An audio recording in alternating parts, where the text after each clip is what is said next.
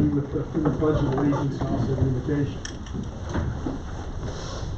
I pledge allegiance to the flag of the United States of America and to the republic for which it stands, one nation, under God, indivisible, with liberty and justice for all. Please bow with me. Heavenly Father, we thank you for this evening. Just be with us as we work through the agenda tonight. Just pray your blessing on our staff as they work each day, and guide us and direct us in our steps and thoughts this evening. In Jesus' name we pray. Amen.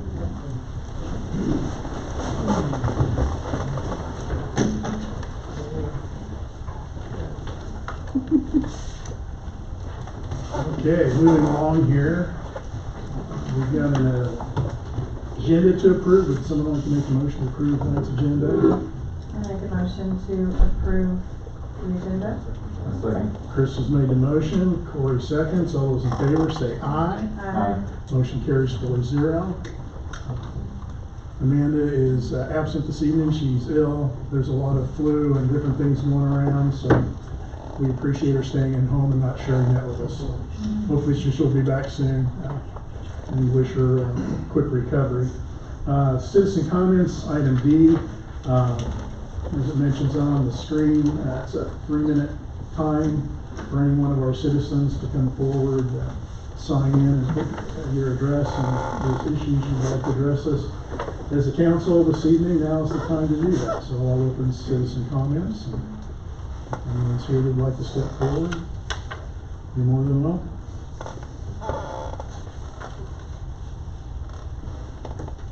Okay, it doesn't look like we've got anyone that would like to comment, so we'll close citizen comments and move on to item E. At this point in the meeting, we just check with the council members to see if there are any conflicts of interest or meetings with people that they've had that might impact their decision making this evening. And it's no and no for me, so no conflicts of interest. Appointments and proclamations. Item F.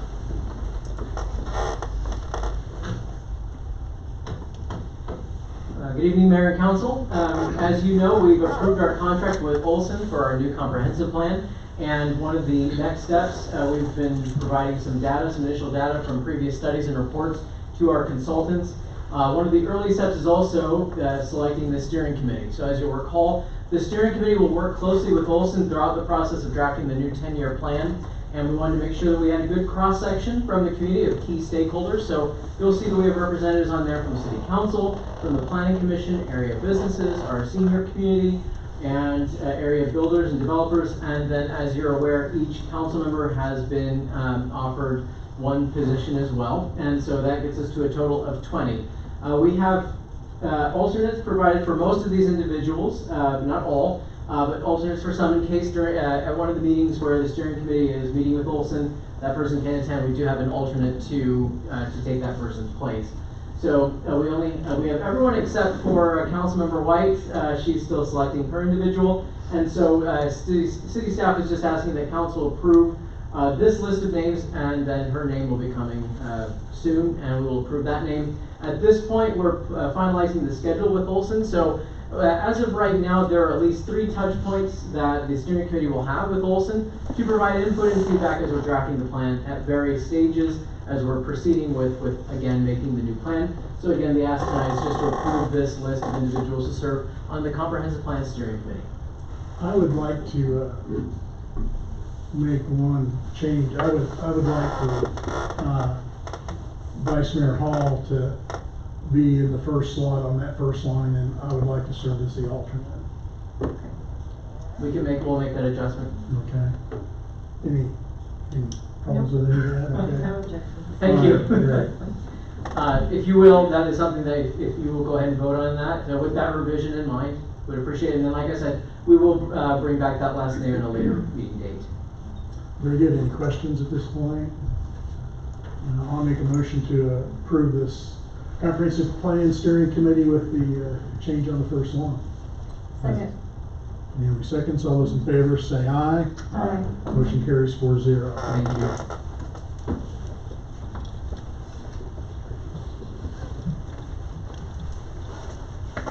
Okay. You better slow down, we'll be done by 7:30. I think somebody's been to some of our meetings before, they said that was fun. Consent agenda, hope everybody's had an opportunity to look through those items. Are there any questions? I'd entertain a motion to approve consent agenda. I'll make a motion to approve the consent agenda. Naomi Second. Made the motion, Krista seconds. All those in favor say aye. Aye. Motion carries 4-0. Thank you. We have no unfinished business. That brings us to item I1. There we go. Modification of city code. Good evening. Christina, welcome. Yes, I'm here. So the council is being asked to consider proposed ordinance amending sections 8-107 through 8-111 of the city code, chapter 8, article 1. It's related to abatement of nuisances and specifically discuss the hearing process, costs, and penalties. So the background, thank you.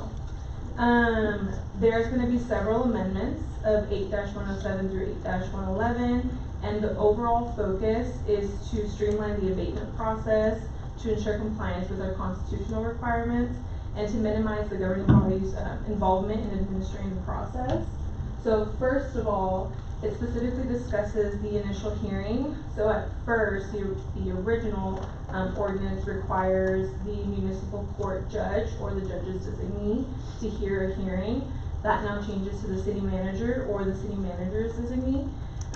It also clarifies that there now needs to be a written petition stating the grounds for why this request is being required. And the proposed language also establishes a notice of at least 10 days before the hearing instead of 5. So it adds additional time for the individual to be heard. And then there's also clarification as to the appeals process, where the proposed change now provides for an appeal to the municipal court as a de novo administrative hearing, then a further appeal to the district court pursuant to KSA 60-2101B. And specifically in regards to this, we'll see a flow chart, because right now it's just a bunch of words, but we'll be able to see how this process actually looks like when it's being heard. And then this process better aligns with due process requirements so we can ensure notice and provide the opportunity to be heard by the individual, a clear appeals procedure, and then we're also avoiding some restraints with the municipal court docket, because originally the first hearing was with municipal court, so that just gets a little bit difficult. The second change is specifically for excessive grass and weeds. The proposed language authorizes the abatement without requiring a resolution by the governing body. So that'll allow this high volume or potentially high volume of nuisance to be resolved without the need for the governing body's involvement. Third, the proposed ordinance authorizes the city to request a search and seizure warrant from the district court to aid in its enforcement of the chapter. So this section strengthens the constitutional compliance, specifically with the Fourth Amendment. Search and seizure issues. That way it authorizes judicial authority when needed. And then fourth, it simplifies the publication service method. As of right now, we have the requirement that there's 2 consecutive publications required. That would now switch to once. This also shortens the time period, obviously, that we need to wait to abate. And then fifth, this proposed ordinance also adds lien authority for vehicles or personal property removed during the abatement. So this adds the city's ability to recover costs in cases involving inoperable vehicles or similar nuisances. Assuming that the proposed ordinance is adopted by the city council, we'll have more efficient and a more constitutionally defensible nuisance enforcement framework that minimizes the operational burden on the governing body, while we also take into consideration the procedural rights of the property owners. As to financial cost, besides publication, there's no other financial considerations. As to legal considerations, it's been reviewed and approved as reformed by Ryan Peck, city attorney, and it is recommended by the city council. It's recommended that the city council waive the legal limits. ordinance modifying certain city codes related to the nuisance abatement. I would just note, Craig shared some information with us about the pro-compliance program this year, and 160 of the 181 properties that had issues during the last 8 months were resolved. That's an 88% resolution rate. So this process that we're voting on is probably something that very rarely will be utilized, but it does provide the legal due process for proper removal of property, and it also allows for due process for the individual. So, and it takes it out of our hands.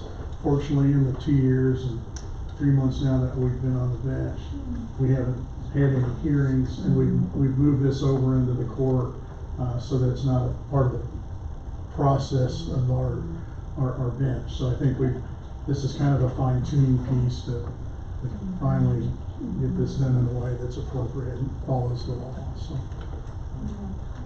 any other comments or questions? I'll entertain someone to make a motion to waive the reading of the ordinance. I'll make a motion to waive the reading of the ordinance. Second. Corey's made the motion to waive the reading of the ordinance. Naomi seconds that. All those in favor say aye. Aye. That passes 4-0. I'll make a motion to approve the ordinance modifying certain city code related to nuisance abatement. Naomi's made the motion to approve the ordinance. Do I have a second? I second. Krista seconds. Roll call vote, please. Councilmember Dirk, Yes. Mayor Lee, Yes. Vice Mayor Hall, Yes. Councilmember Leonard. Yes. Ordinance 1037. Ordinance 1037. Motion carries 4-0.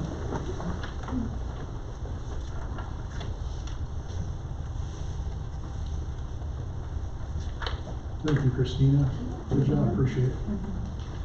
City Administrator Craig Cressett is at the plate. Honorable Mayor and City Council, it's my distinct pleasure to request authorization to advertise the water looping projects for bid. So this one has been a long time coming. We've been working on it for a while here. In January, you may recall that the city completed its comprehensive water utility master plan. We had hired professional engineering consultants to do a long-range study of the city's water utility, identify any weaknesses, and help us prioritize where we could best invest in our system to ensure its reliability, but also plan for the future. The main issue that they identified was some vulnerabilities due to single feed conditions and dead-end mains on our water utility distribution system.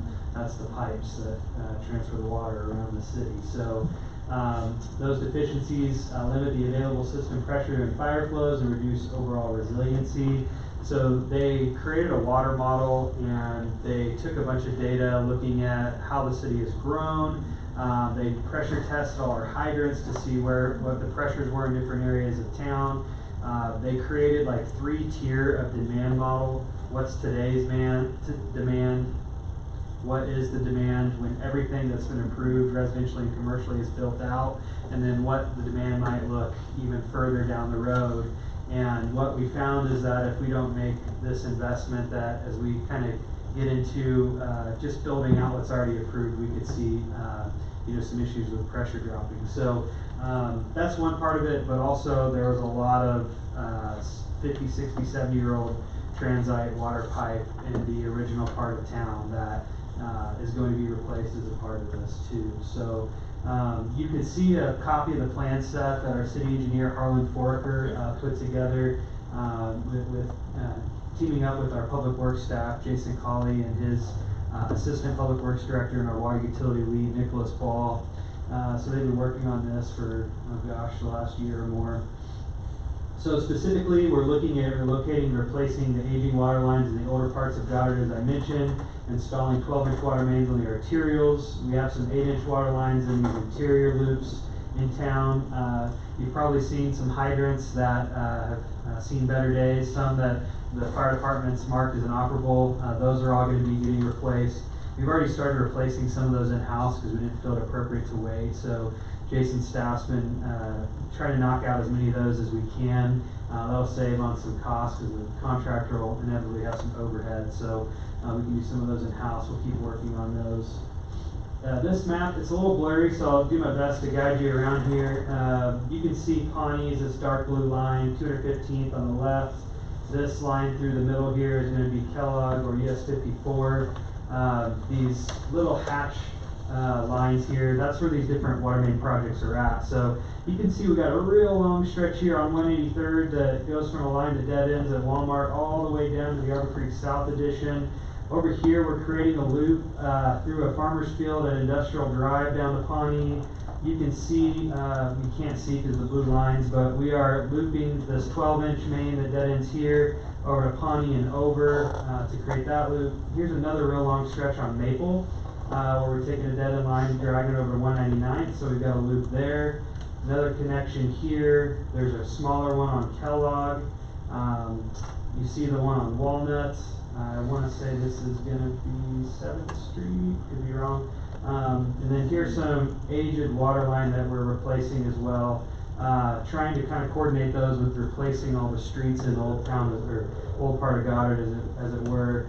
Last year, you might recall, our public works staff replaced this entire water main here on this long stretch of road from Walnut to 199th. They're going to be tackling this long run of spruce here all the way to 7th as it curves around to Walnut. So when this project's all done, from the work we did last year and the work from this project, we'll have really addressed a lot of the more critical aging infrastructure in our community. We're also doing some stuff with the Syria utility as well to boot. So real proud of that reinvestment to maintain our infrastructure appropriately. So I've already gone through some of the values of the projects.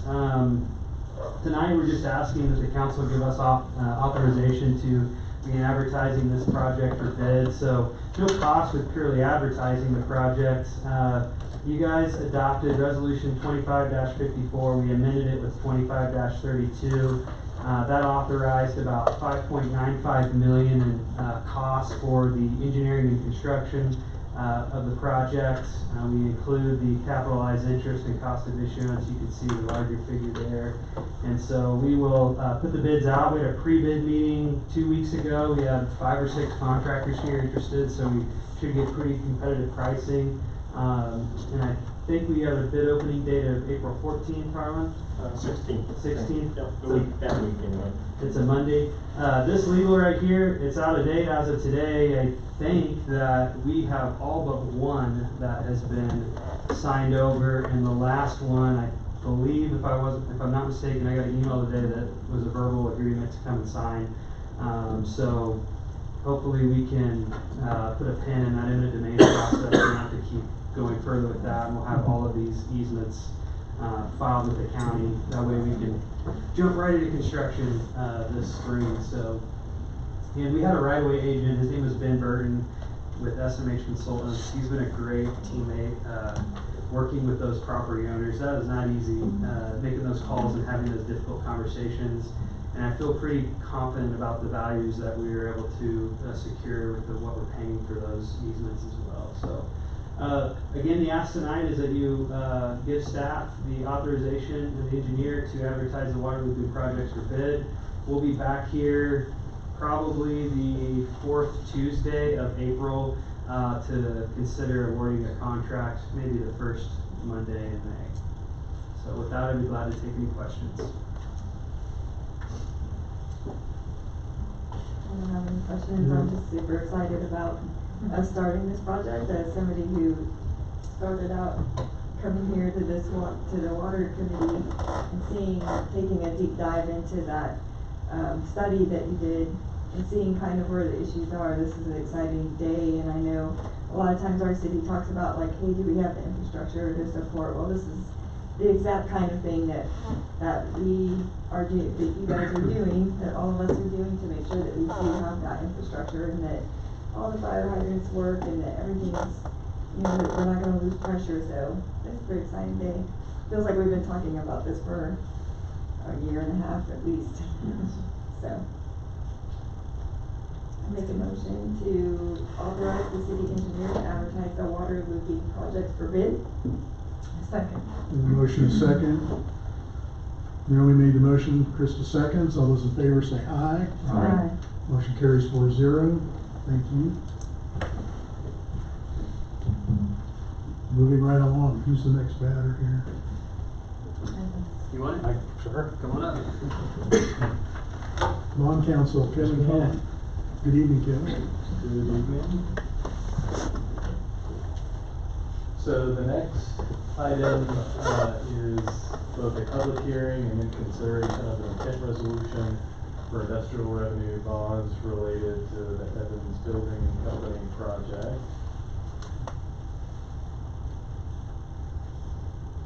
So the city has agreed to issue its industrial revenue bonds for financing the construction of Evans Building Company's new 48,000 square foot facility for flex and or office space near 183rd and Kellogg.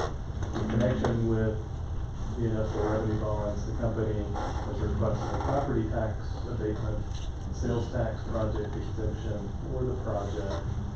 Our Kansas statutes require that a public hearing be held and that a cost benefit analysis be prepared prior to the city council approving the tax abatement in connection with the issuance of the industrial revenue bonds. So the analysis is simply that to comply with statutory requirements, you did schedule for this meeting a required public hearing related to the issuance of the industrial revenue bonds and the granting of property tax abatement in connection with those bonds. A cost benefit analysis has been prepared and public notice was duly published and mailed to the other taxing subdivisions. So upon completion of the public hearing, the council may consider adoption of the resolution of intent to issue the bonds for the project and to provide property tax abatement as well as the sales tax project exemption for the project. Financial considerations, adoption of the intent resolution and granting of the property tax abatement will mean that the city will not collect ad valorem taxes on the facility for a period of 3 years. So years 1 through 3 after the issuance of the bonds, that commences the calendar year following the year in which the bonds are issued.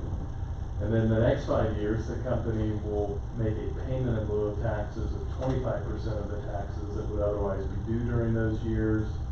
And then for the next year, which is the 9th year at that point, payment in lieu of taxes of 50% of the taxes that would otherwise be due.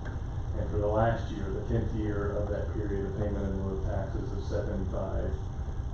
So depending on how you look at it, it's an abatement of 100% for 3 years, and then partial payments, or payments of 0% and then pay 25%, 50%, 75%.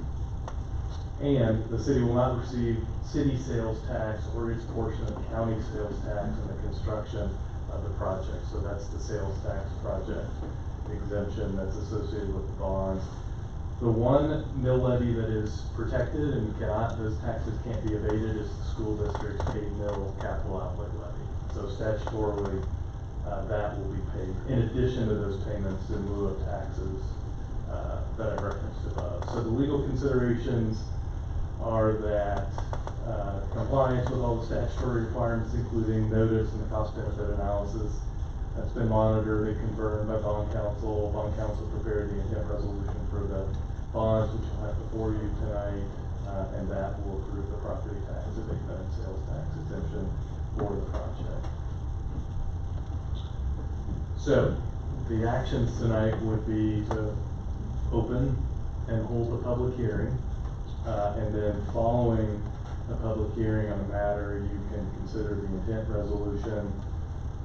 I'm happy to sit down during the hearing, and then if you want to have questions or discussion of the intent resolution after that, we can handle it that way. Very good. If you have questions now about the hearing, happy to address I those. think we've done this once or twice now. Yes. Okay. I'll go ahead and make a motion to open the public hearing. Second. Krista seconds. All those in favor say aye. Aye. Carries 4-0. The public hearing for this IRB is now open. Is there anyone here that'd like to speak? not to rush anybody, but going once, going twice. I'll make a motion to close the public hearing. Second? Second. I've made the motion, Naomi seconds. All those in favor say aye. Aye. We close the public hearing. Step 3.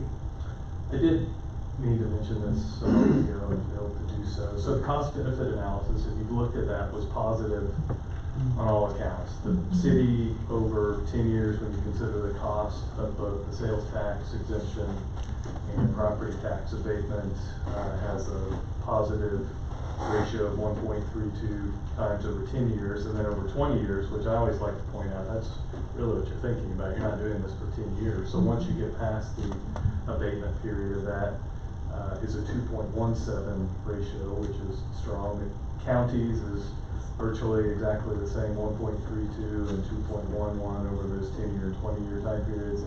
School districts, a little lighter, but still positive on both, 1.01 ratio over 10 years, 1.49 over 20 years, and then the state, which is always strongest because they don't have much cost on the property tax side. Their state's ratio is 1.78 over 10 years and 2.01 over 20 years.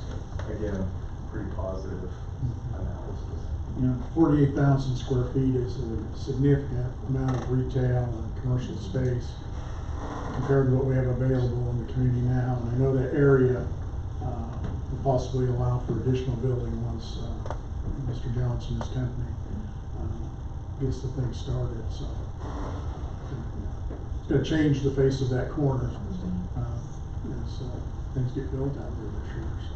Well, and I think this is, moving pretty briskly. If you take action tonight, the sales tax project exemption can be applied for nearly immediately, and I think the company intends to rely on that to start ordering supplies. I think they want to get going.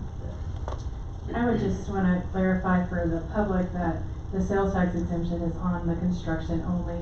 It's Yes. not, it won't be on, once the building is constructed, the city will be able to receive sales tax revenue from the businesses that are going into that. That is correct. These are things that we know, but just for clarification for the community, currently that piece of property is generating no revenue.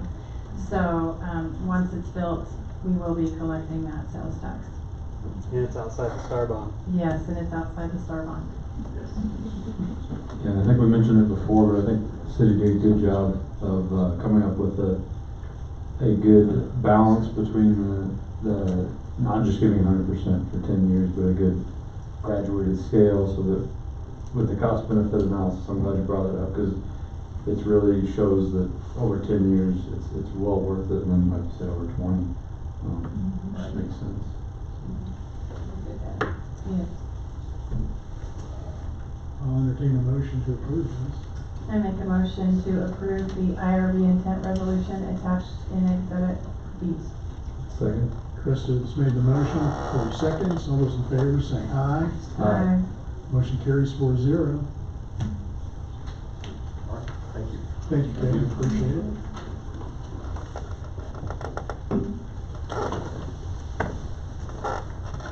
North Park. Honorable Mayor and City Council, Craig Crossett here again. Happy to discuss this item of business. I've got Matt Ham, Goddard guy here behind me. He's with Schaefer Architecture. He's the principal on this project. And then we also have Jeff Bess with Hoffman, who represents the civil engineering firm. So this first item here is just a continuation of the action you took at the last council meeting. We awarded bids to both Playscape Recreation for the playground equipment and Forever Lawn for the safety service. So looking at Playscape here real quick, I would add that our city attorney is able to be here tonight due to the weather a bit, but he did approve this contract form as well as the Forever Lawn one. It does have our mandatory contractual provisions in it. It'll be a 50% payment upon award tonight of this contract. So this week we would get the documents signed and send off the payment for that, and that'll kind of start the process of getting the funds necessary toward the purchasing the equipment. So On Forever Lawn, same situation here, virtually the same exact contract if you saw that in your packet.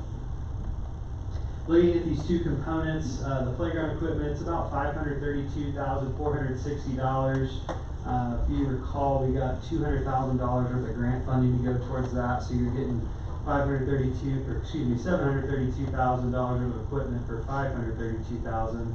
And then the safety surfacing, $361,000, total about $893,000. Mentioning that's about $85,000 under the most recent engineer's estimate. I should say 2 iterations ago, because we had another one yesterday, but it's very comparable, within a couple $1,000.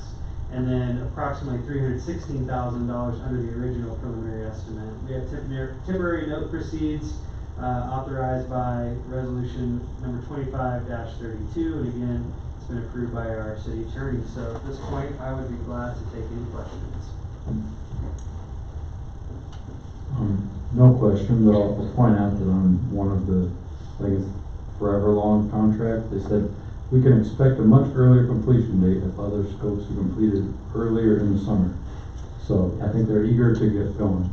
Yeah, we heard that from Playscapes too. So one of the challenges we had was what kind of trigger or clawback mechanism do we want to put in there for delayed work.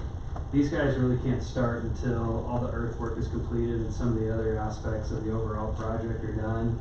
I've done business with Playscapes before. I really have no concern with them at all. And the turf, when I'm told, it's not really that difficult to get in there and do that. And it's not like we're talking about material that's way backward or something. So, but yeah, they're both itching and ready to go. I think they would install tomorrow if they could. Any other questions or comments? This is one of those things that over the last 2 years we've talked about Goddard can have nice things. And I think this will be a tremendous addition to the community, and I think it shows that we're trying to balance areas for community along with doing the infrastructure and the other things that aren't very glitzy. But this will be a great place, and there are a lot of memories made in the park going forward. So I'm excited about it. We can build a park that we can be proud of. So. It adds a quality of life that I think our north side residents are going to really enjoy. Having the park right like on the dead end that I live on is really nice to see that it's full all the time in every season, even winter. So I'm excited for our north side residents with this park. I agree. Soon we'll have a real name, and it'll be hard to stop calling it North Park. Awesome. I'll make a motion to move to approve the contracts with Playscape and Forever Lawn seen attached and authorize the mayor to execute the contracts. Second. Corey made the motion, Naomi made the second. All those in favor say aye. Aye. Motion carries 4-0.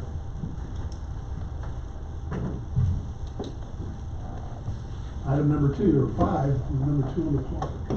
Yes, so this one's pretty exciting because I got some renderings from Matt's team today that were not included in the agenda packet. So pretty cool stuff here coming up.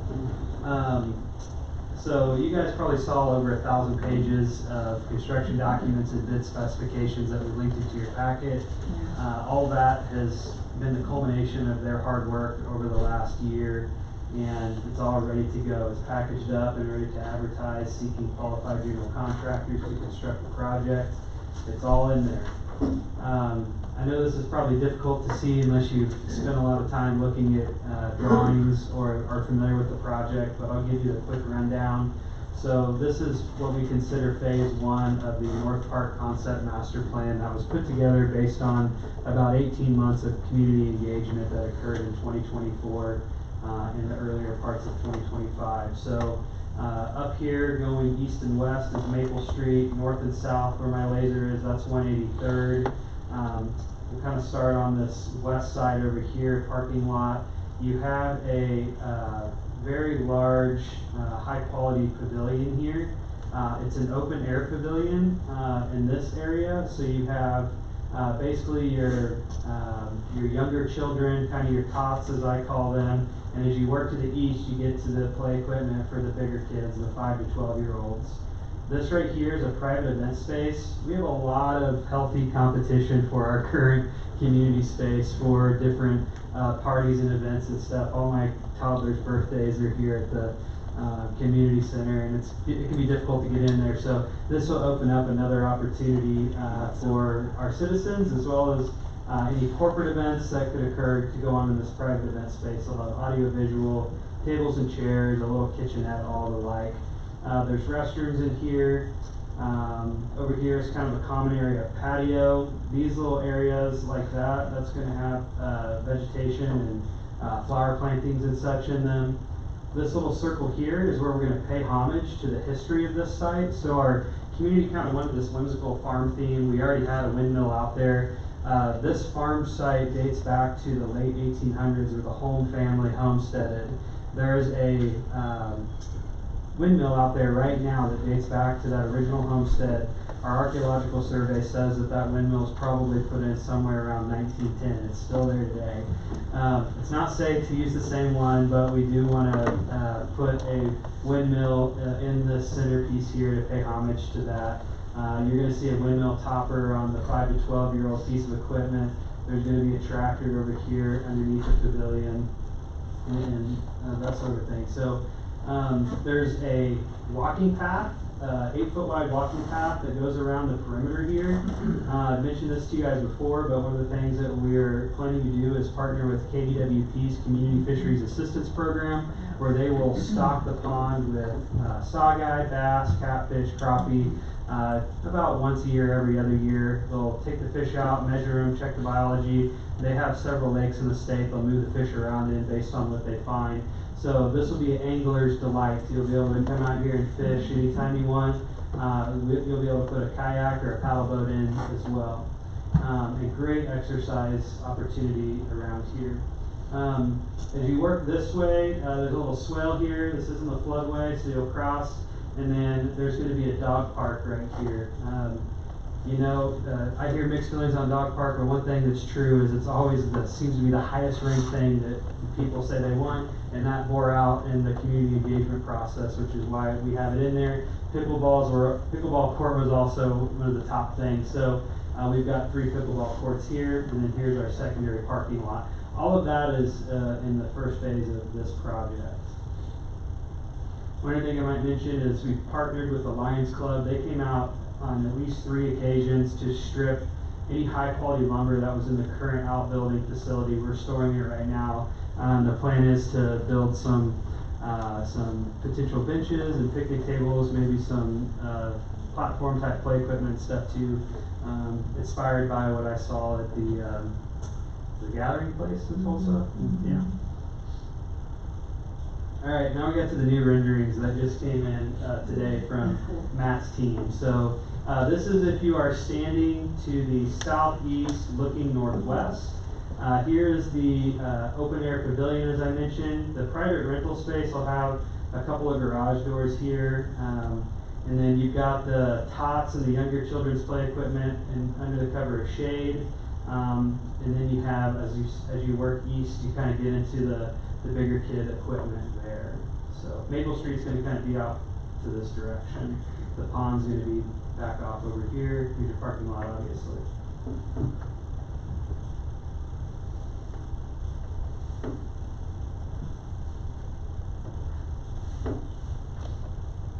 Here's another angle where you can kind of see what it might look like in the evening, a little bit further zoomed in. All of this is going to be turf, as we just executed the contract with Forever Lawn.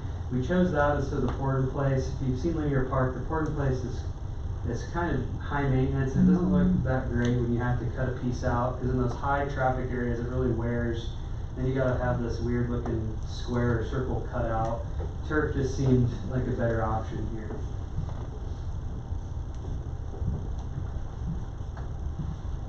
Again, the restrooms are gonna be over here. This is the door to your private rental area. And then you've got these, there's actually 2 garage doors there, and then there's another exit point.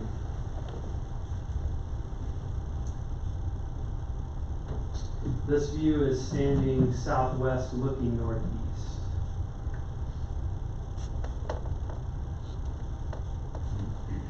I just reiterate, you know, we worked with the North Park Committee to engage the community to select these pieces of equipment. We made field trips to 5 or 6 different parks around the region.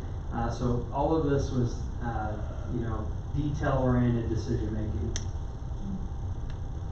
And this is something that Councilman Trailer, who just went off the council, worked on for over 8 years. So I think there's some people in the community that have invested a lot of time, and to see this come to fruition, I think it's really neat.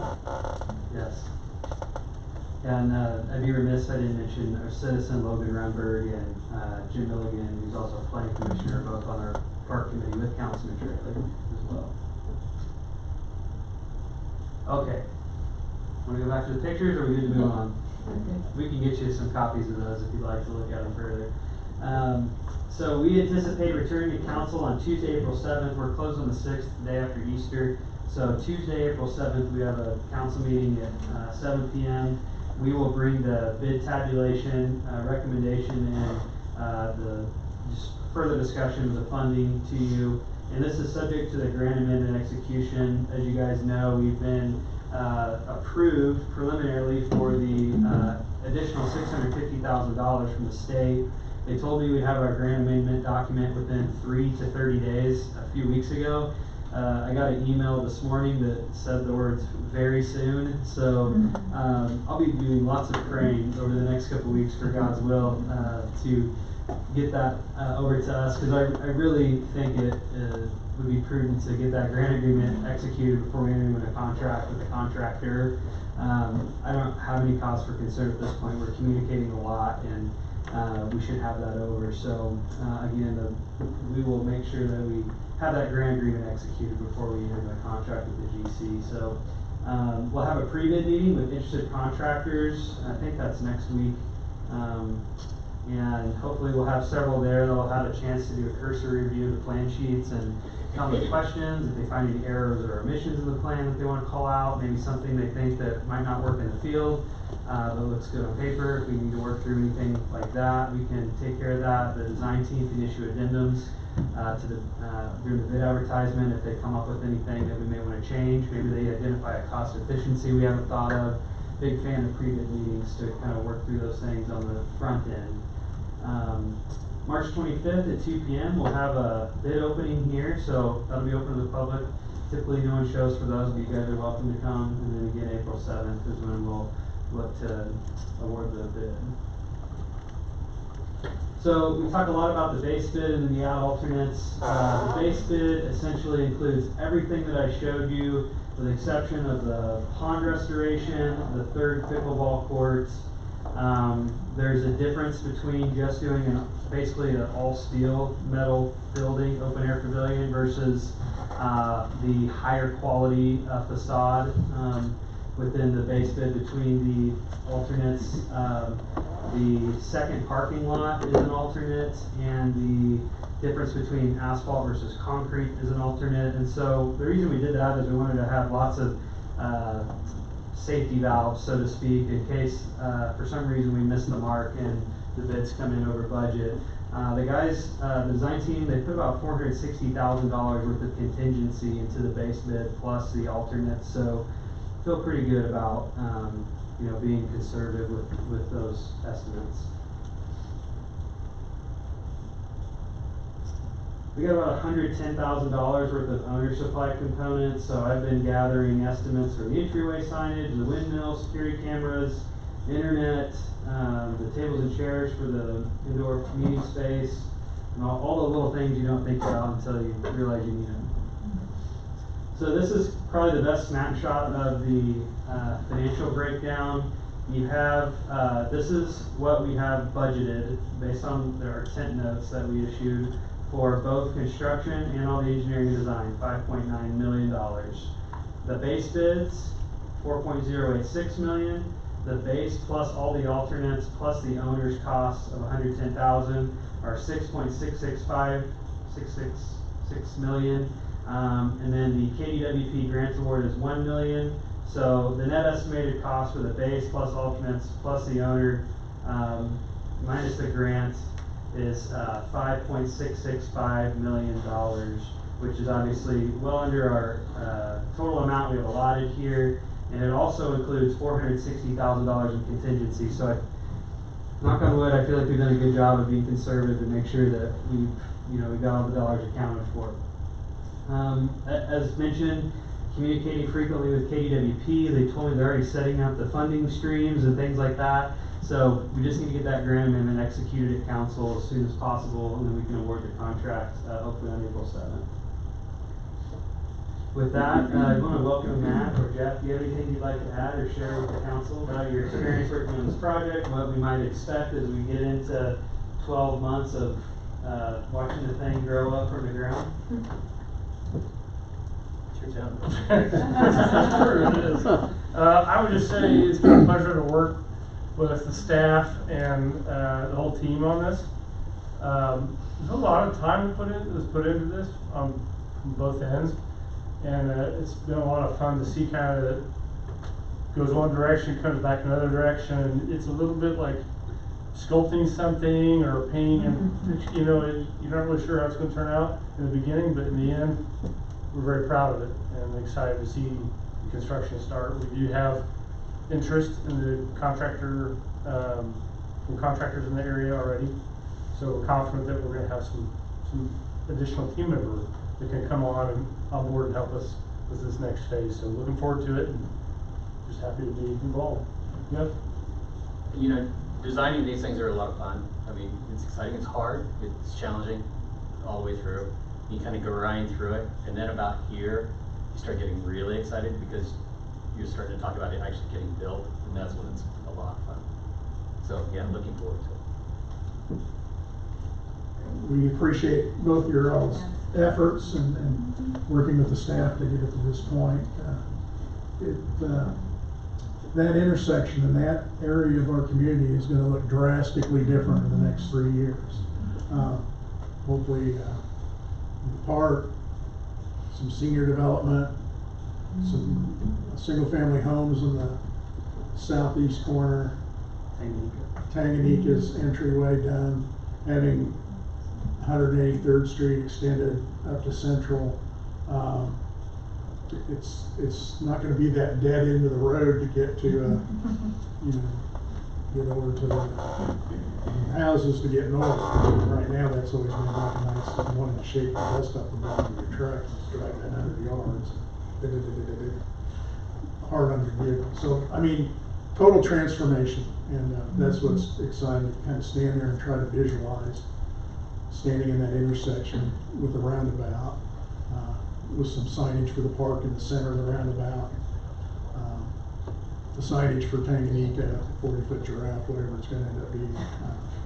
Totally different world, and something that we all can be proud of. I also love that you're from here and that you've seen what Goddard has been and that you're investing in what it can be. So thank you. That's my pleasure. We've come a long way since 1982.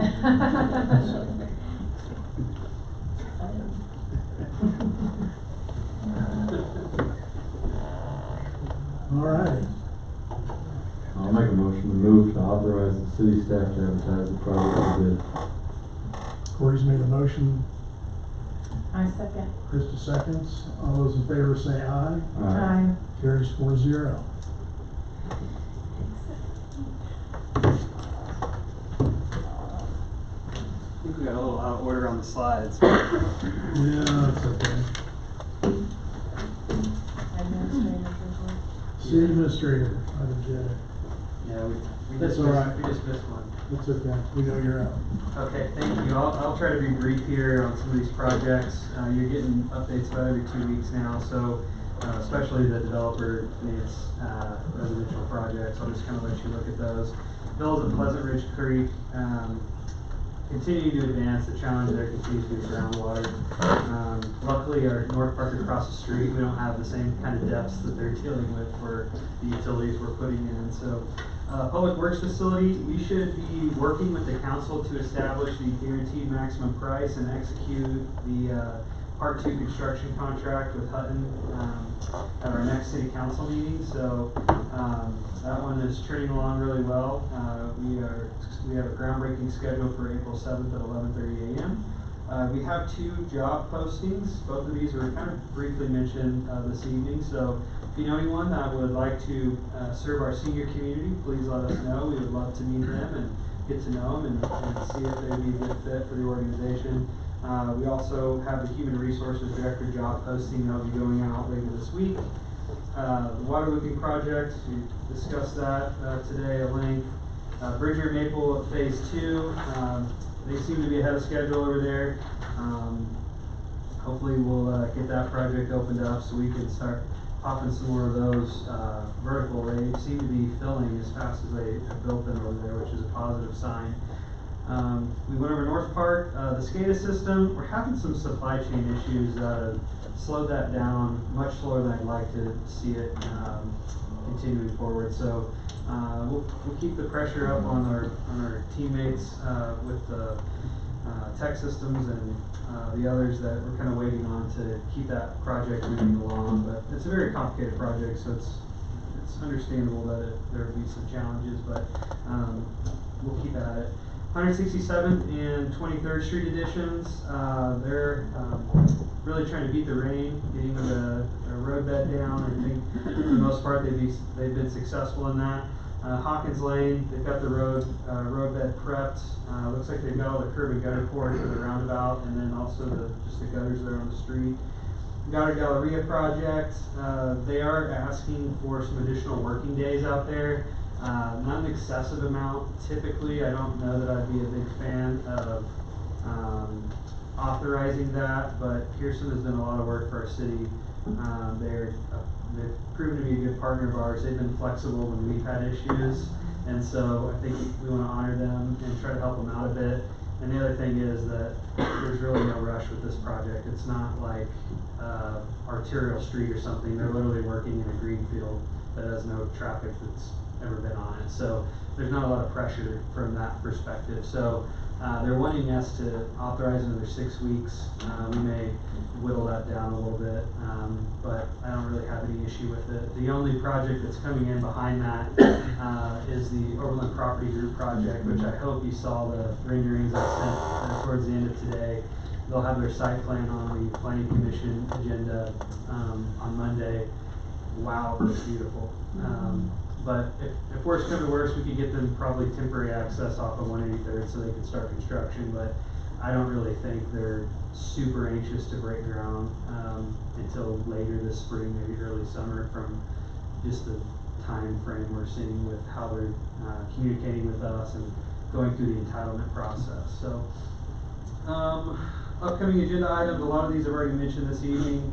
As part of the same basket of funds that's paying for the water looping project, so too will there be expenses allocated for the water line projects that the public works staff are going to be completing in-house. So I hope that at the next council meeting, if not, maybe it'd be better off to look at the one of the April meetings, but we should have either Jason or Nick with Public Works requesting purchase authority for the materials to do the in-house water line project. So we need to have our costs from the water looping bid to kind of bundle with the cost for those materials for the in-house projects, because again, they're being paid for out of that same basket of funds.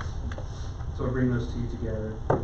We got a note sale coming for Rachel Brook Estates. We have, Harlan has pretty much finished the design for the 2026 roadway projects for reconstruction. We're looking at the tree streets from Linear Park to 3rd. 4th Street has been designed. I'm really skeptical as to whether full depth reconstruction is needed on that. Maybe a little overlay, and then we can use some of that budget on resurfacing in other areas of town. Jason and Tina have been working to take an inventory of where we're going to resurface. The dollars aren't going very far. First look probably gonna be doing crack filling on 183rd north of 54. Those cracks are starting to look like the ones south of 54 looked a couple years ago. We need to get them filled so they don't deteriorate at the same rate as the ones south of 183rd, south of 54 have. Because that's going to be really expensive. They're going to have to dig those out and fill them. But the ones north, they can just simply blow out with air and fill them as they traditionally do. And then there's some full depth patching that's going to occur where you turn off of Kellogg to access Tag Church, Quick Shop. And then I think there's a patch that we're hoping to do in Elkridge too. So our $250,000 doesn't go very far, but we're going to get what we think is the highest priority. If you guys see something and you disagree with what we're recommending, let us know and we'll give you our professional opinion on what our feelings are as it relates to that. So there is never enough funding for roadway preservation, and we do our best to prioritize what we can with that. So I'd be glad to take any questions you guys have. Questions? All good? Thank you guys.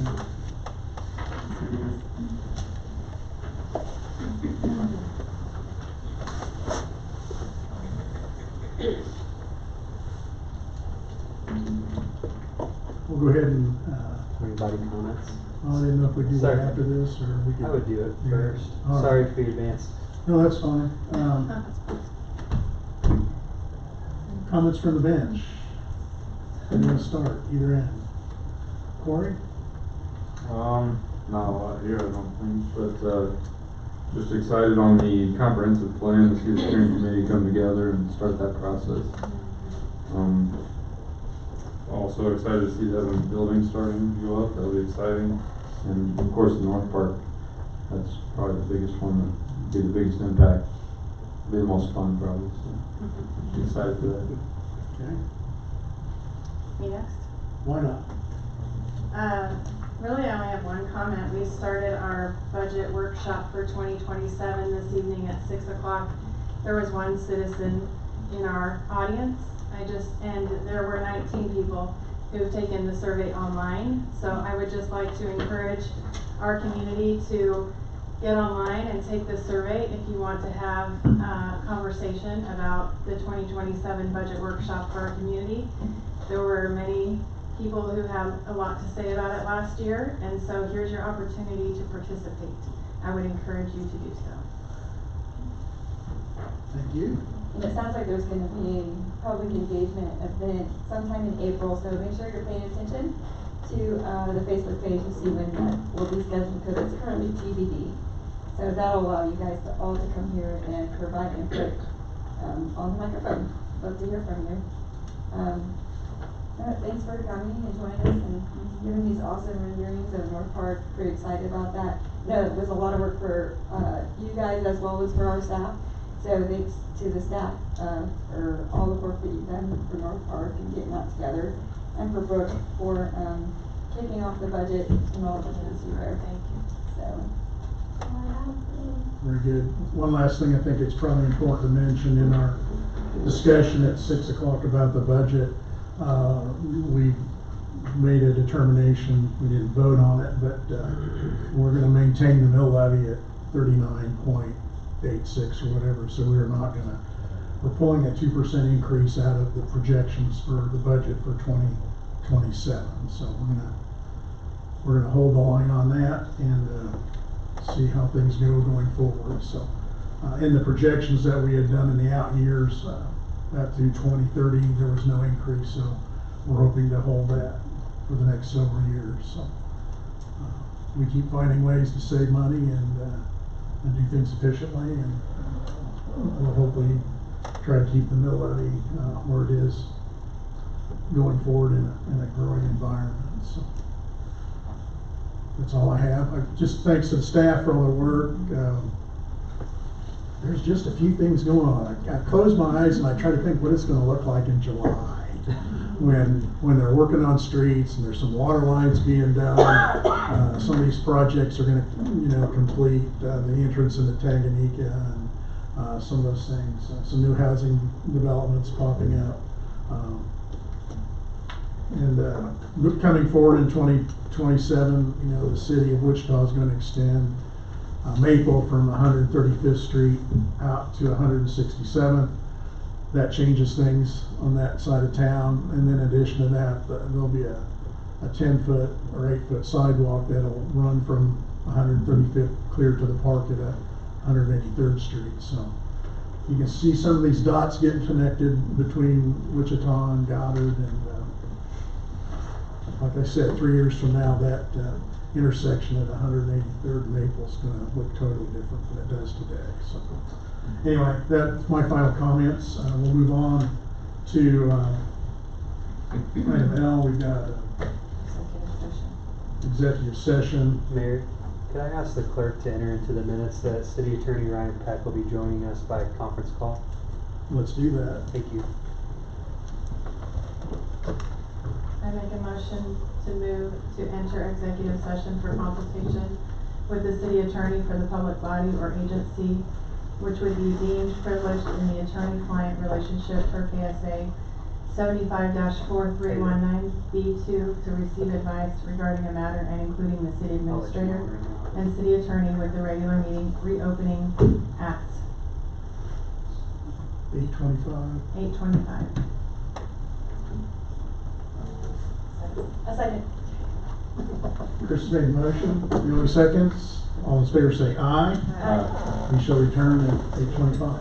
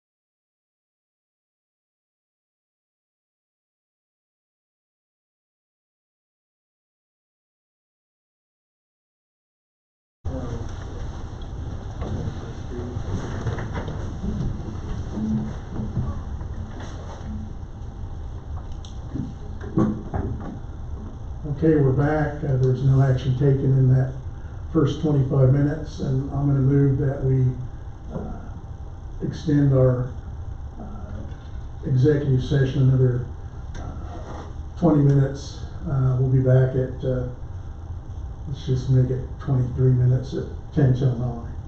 A second. All those in favor say aye. Aye. We'll be back.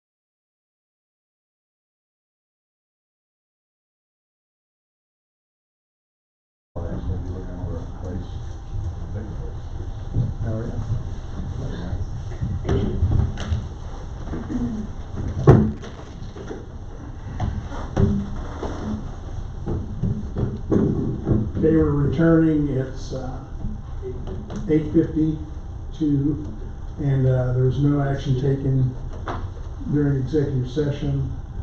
We have no other items on the agenda. I'll make a motion to adjourn. Do I have a second? A second. Krista seconds. All those in favor say aye. Aye. Motion carried. We're closed. The meeting's